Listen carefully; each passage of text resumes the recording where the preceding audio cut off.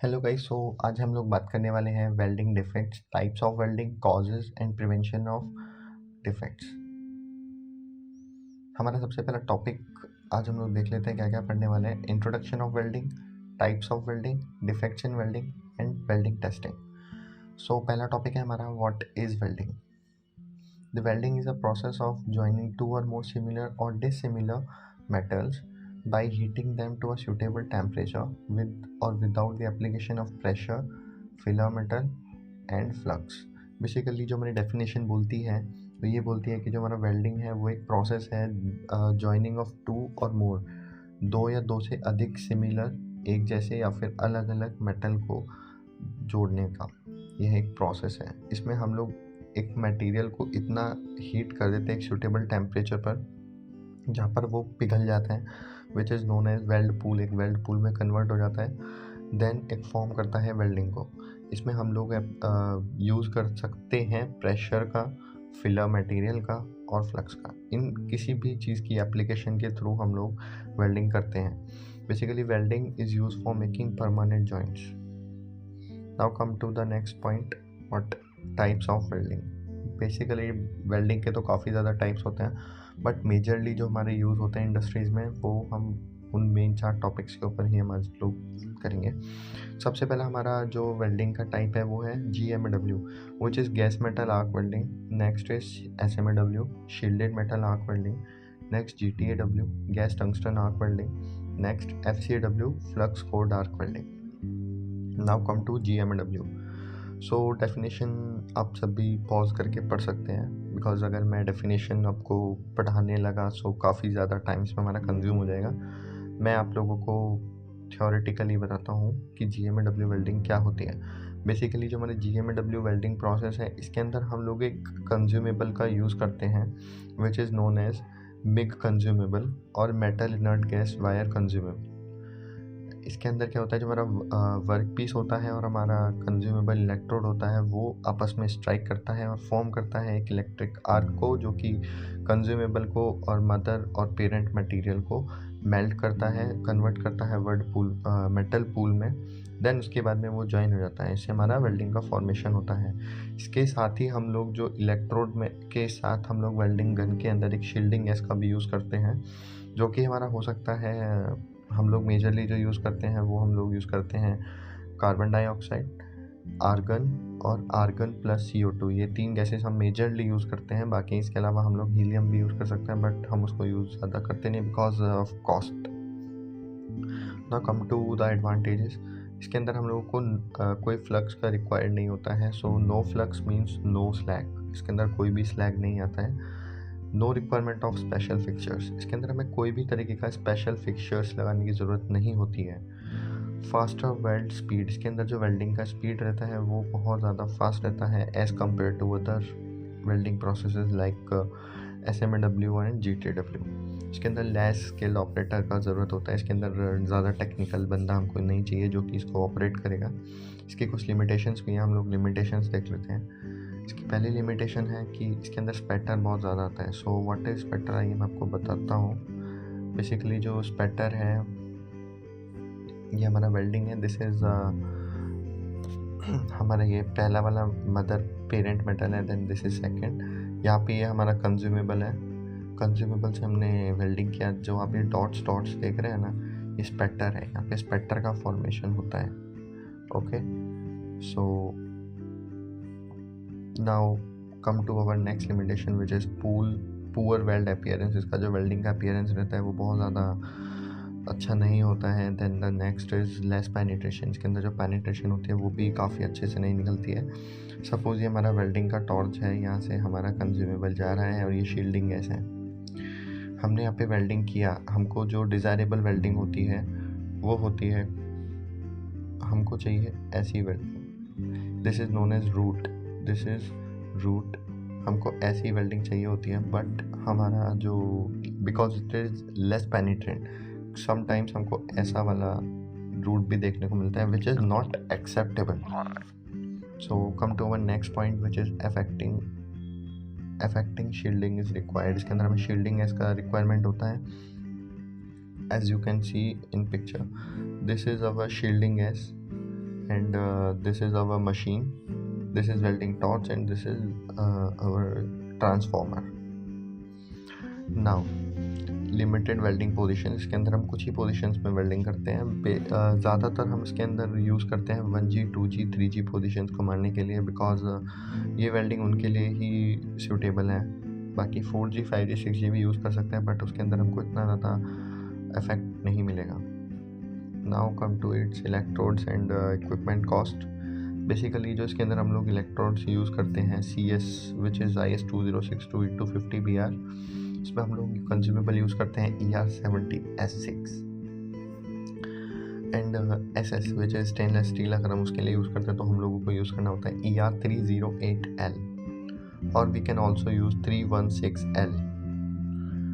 For hashed alloy C276 we can use ERNI CRMO4 and एक और consumable हम लोग यूज़ कर सकते हैं which is ERNI CRMO14।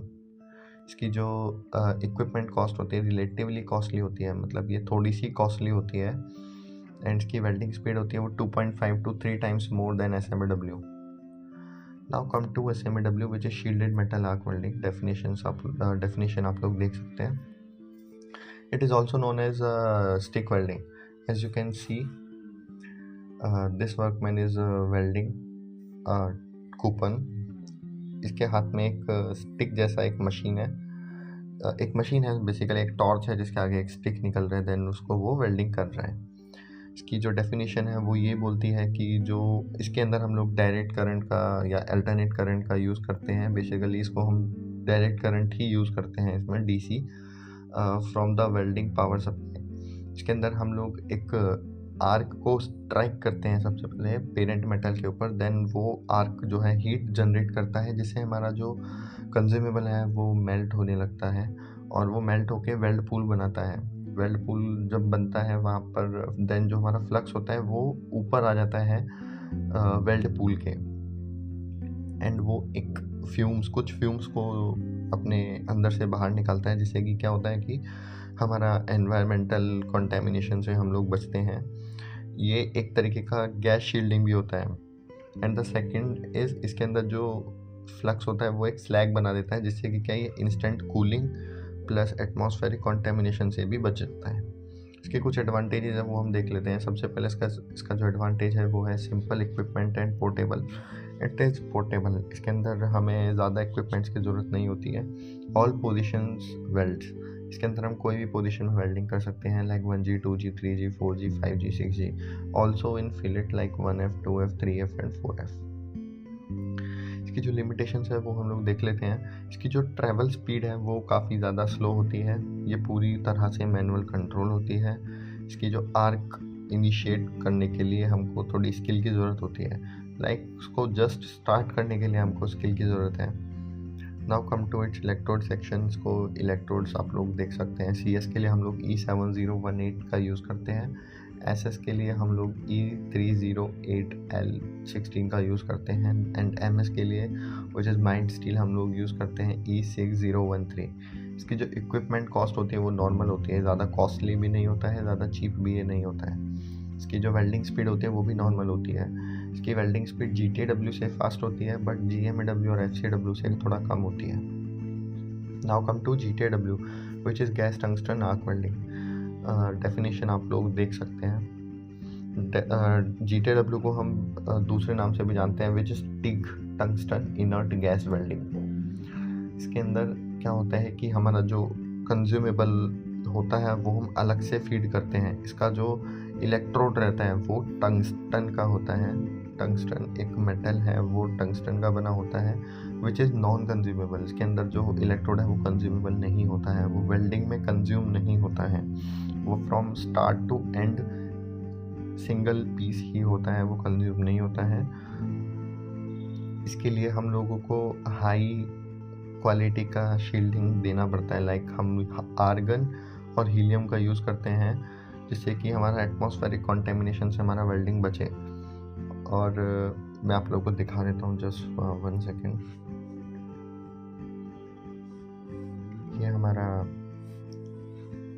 Test piece है, ये हमारा टंगस्टन का कंज्यूमेबल है, और ये हमारी टॉर्च है।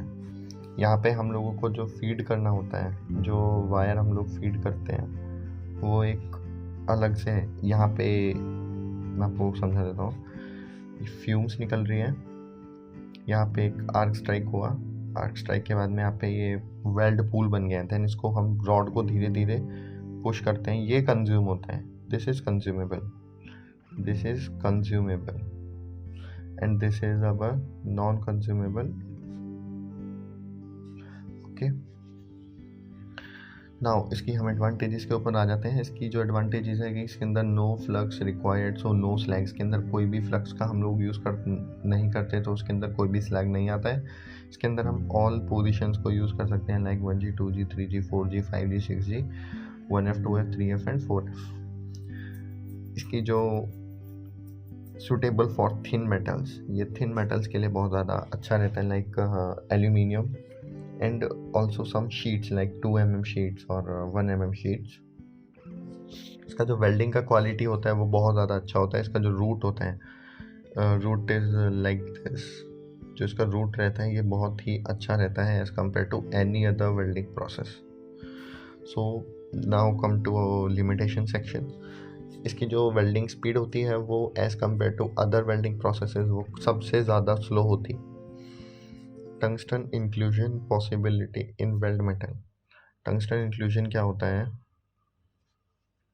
ये हमारा टंगस्टन है, दिस इज हमारा टंगस्टन। ये जब हीट होगा ये मैक्सिमम चांसेस में मेल्ट नहीं होता है, but in some rare cases ये भी मेल्ट होके, सपोज ये हमारा कंज्यूमेबल है, ये मेल्ट होके वेल्डिंग के अंदर ही छूट जाता है। तो ये एक तरीके का डिफेक्ट प्रोड्यूस करता है, which is tungsten inclusion. Now come to next limitation which is required of inert gas purging and shielding. इसके अंदर हमें पर्जिंग और शील्डिंग की ज़रूरत होती है। हाई स्किल्ड वर्कमैन रिक्वायर्ड, इसके लिए हर हाई स्किल्ड का जो वेल्डर है वो रिक्वायर्ड होता है। देन इसके इलेक्ट्रोड सेक्शन हम लोग देख लेते हैं। CSMS के लिए सेम ER70S2 यूज़ करते हैं। स्टेनलेस स्टील के लिए ER308L एंड 309L का यूज़ करते हैं। हेस्टल C276 के लिए हम लोग यूज़ करते हैं ERNI CRMO4 एंड सिमिलरली हमें इनको का अगर मटेरियल है उसको वेल्डिंग करना है तो हम लोग यूज़ करेंगे ERNI CRMO14। ये रिलेटिवली इसका जो कॉस्ट है वो रिलेटिवली कॉस्टली रहता है एज़ कम्पेयर टू SMW। इसका जो वेल्डिंग स्पीड रहता है वो बहुत ज़्यादा स्लो रहता है। Now come to next and the last but not least welding process which is FCW flux cored arc welding. Flux cored arc welding जो है हमारा एक सेमी ऑटोमेटिक वेल्डिंग प्रोसेस है जिसके अंदर हम लोग ये सिमिलर होता है GMAW के। इसका वर्किंग पूरा GMAW के साथ सिमिलर होता है, बट इसके अंदर जो हम लोग इसका फिलर वायर यूज़ करते हैं वो डिफरेंट होता है। इसके लिए हम लोग उसको फ्लक्स कोड बोलते हैं। तो इसको पढ़ने से पहले मैं आप लोगों को बस बता देता हूँ कि इसका जो वायर होता है वो कैसा होता है। सपोज ये हमारा आउटर सरफेस है एंड इसके अंदर एक फ्लक्स का लेयर होता है, जैसे कि हमारा SMAW में उल्टा होता है। यहाँ पर हमारा क्या है, this is metal and this is core. Core means inside of consumable. इसके अंदर हमारा रहता है फ्लक्स, क्योंकि जब हम इसको वेल्डिंग करते हैं, ये हमारा टॉर्च है, यहाँ से हमने इसको वेल्डिंग चालू किया, इसके अंदर भी हमें शील्डिंग देना पड़ता है। देन ये जाकर स्ट्राइक करता है, हीट जनरेट होता है। देन ये जो हमारा फ्लक्स है ये एज एटमॉस्फेरिक कॉन्टेमिनेशन से बचाने के लिए यहाँ पे एक स्लैग का लेयर बनाता हुआ जाता है और इसकी वेल्डिंग एग्जैक्टली हमारा GMAW की तरह ही होती है, बट इसके अंदर कोर में फ्लक्स होता है। That's why it is known as flux cored arc welding. इसकी हम एडवांटेजेस के ऊपर आ जाते हैं। इसके एडवांटेजेस हैं yield high quality consistent weld with fewer defects. इसके अंदर जो डिफेक्ट्स हैं वो बहुत कम आते हैं as compare to GMAW। High deposition rate, इसका जो वेल्डिंग का डिपोजिशन रेट है वो काफ़ी ज़्यादा अच्छा होता है। Can be used in all positions with the right filler metal. ये सही फिलर मेटल के साथ हम किसी भी पोजिशन में इसको वेल्ड कर सकते हैं। Relatively easy to learn compare to other welding processes. Other welding processes से सबसे ज़्यादा आसान होता है इस वेल्डिंग को सीखना। Allow us for high welding productivity, ये इसकी वेल्डिंग स्पीड अच्छी होती है, इसके लिए हम लोग उसको हाई प्रोडक्टिव वेल्डिंग मशीन में बोलते हैं, वेल्डिंग प्रोसेस में बोलते हैं। इसकी लिमिटेशंस में हम लोग आते हैं। पहली लिमिटेशन क्या होती है, a high level of noxious fumes which must be ventilated. इसके अंदर जो फ्यूम्स निकलते हैं बहुत ज़्यादा टॉक्सिक होती हैं, जो कि हम वेंटिलेशन का प्रॉपर हम लोग को जुगाड़ रखना पड़ेगा। Next is higher electrode wire cost compare to solid electrode wire. इसके अंदर जो वेल्डिंग का कंज्यूमेबल होता है, जैसे कि बताया, उसके अंदर फ्लक्स भरा हुआ होता है, सो वो as compare to a solid wire वो बहुत ज़्यादा कॉस्टली रहता है। Now the third one is more costly equipment than many other welding processes like SMW and GTW, not SMW। इसका जो also SMW, इसका जो वेल्डिंग का इक्विपमेंट्स रहता है वो काफ़ी ज़्यादा कॉस्टली रहता है। Less portable equipment than SMW और GTW। ये GTW और SMW से थोड़ा कम पोर्टेबल होता है, इसको इजीली हम ट्रांसपोर्ट नहीं कर सकते, एक ट्रॉली पर ही हमको उसको ट्रांसपोर्ट करना पड़ेगा। The slag covering the weld must be removed. इसके ऊपर जो स्लैग होता है, यहाँ पे जो ये स्लैग है, इसको हमें बाय चिपिंग और बाय ग्राइंडिंग रिमूव करना पड़ता है। नाउ ये है इसके कुछ इलेक्ट्रोड्स। इसकी जो कॉस्ट होती है वो रिलेटिवली कॉस्टली रहता है, welding speed more than SMW से थोड़ा सा ज़्यादा फास्ट होता है। Now come to welding defects. A welding defect result from a poor weld weakening the joint. It is defined as the point beyond the acceptable tolerance in the welding process. Basically जो welding defect होता है वो हमारा एक ऐसा point होता है welding में जो कि हमारे जॉइंट को बहुत ज़्यादा वीक कर देता है, और ये एक्सेप्टेबल नहीं होता है, ये एक्सेप्टेबल टॉलरेंस के अंदर हमारा नहीं आता है। Imperfection may arise dimensionally whereas in the result is not up to standard. They may also take place in the form of discontinuity or in metal property. Common causes of welding defects come from the incorrect welding patterns, material selection, skill or machine setting including welding speed, current and voltage. Basically जो हमारा welding defects होता है वो form किस लिए होता है, वो फॉर्म इसके लिए होता है कि कई बार हम लोग गलत वेल्डिंग मशीन, गलत वेल्डिंग इलेक्ट्रोड या फिर गलत वेल्डिंग पोजीशन से हम लोग वेल्डिंग मारते हैं। और ऑल्सो मशीन के कुछ सेटिंग्स होते हैं like travel speed, current end voltage, उसको हम लोग सही नहीं सेट करेंगे तो हमारे इम्परफेक्शंस आने के बहुत ज़्यादा चांसेस होते हैं। बेसिकली हमारे जो वेल्डिंग के डिफेक्ट्स होते हैं वो दो टाइप के होते हैं, internal welding defects and external welding defects. Now come to external welding defects. सबसे पहला हमारा होता है crack, porosity, undercut, overlap, burn through, spatter, underfill, excess reinforcement, mechanical damage and distortion, and last one is misalignment. So आगे का अगर मैं भी कंटिन्यू करता हूँ सो ये काफ़ी ज़्यादा हमारा टाइम कंज्यूमिंग हो जाएगा। इस वीडियो को हम लोग दो पार्ट में बनाते हैं। सो पहला पार्ट हम यहीं पर एंड करते हैं। नेक्स्ट पार्ट में हम लोग देखेंगे what is welding defects, like what is crack, what is porosity, and हम लोग इसके नेक्स्ट वाले पार्ट में देखेंगे कि how to identify defects. There are two methods like DT, what is DT and what is NDT, non destructive testing and what is destructive testing. So thanks for watching this video. आज हम लोगों ने क्या क्या देखा, आज हम लोगों ने देखा टाइप्स ऑफ वेल्डिंग एंड उनके advantages and disadvantages. So thank you. And also अगर आपको ये वीडियो अच्छा लगा हो, मेरे एफर्ट्स अच्छे लगे हो, मेरा तरीका आप लोगों को समझाने का अगर अच्छा लगा है, सो मेरे को एक you guys can give me a like which motivates me for making future videos, or I'm not a professional teacher, so I tried my level best. Thank you so much.